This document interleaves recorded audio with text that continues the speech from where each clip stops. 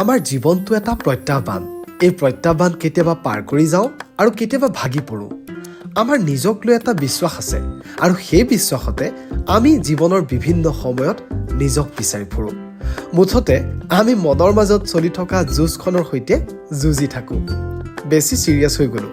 একাপ চাহ আৰু মিঠাই খাই নিজকে সহজ কৰি ল'লোঁ। সৰু হৈ থকাই ভাল আছিল। চিন্তা ভাগৰ একোৱেই নাছিল। এই শালিকাকেইটা সেইদিনা বহু দিনৰ পিছত আহিছিল মোৰ অফিচলৈ। মই ভাবিছিলোঁ ভুজিয়াৰ খোৱাত সিহঁতে পাহৰিলে। এই চৰাইকেইটাই মোক কেতিয়াবা সান্তনা দিবলৈ আহে যেন লাগে। হিচাপ নিকাচৰ জঞ্জালৰ মাজত মোক যেন কিছু সতেজতা বিলাই দিয়ে। ফুলবোৰেও নতুন প্ৰেৰণা দি থৈ যায়।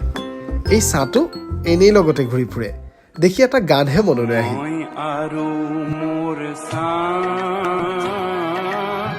নৱালীৰ ফ্লাইঅভাৰখন ঘৰৰ কাষতে যদিও বহুত কমকৈ অহা হয়।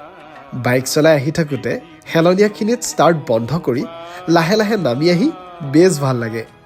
এয়া আকৌ তেল বচোৱাৰ উপায় নহয় দেই। এইকেইটা চাওকচোন, লিঅ' যে ইমান ধুনীয়াকৈ শুই আছে দেখিয়ে ভাল লাগিছে।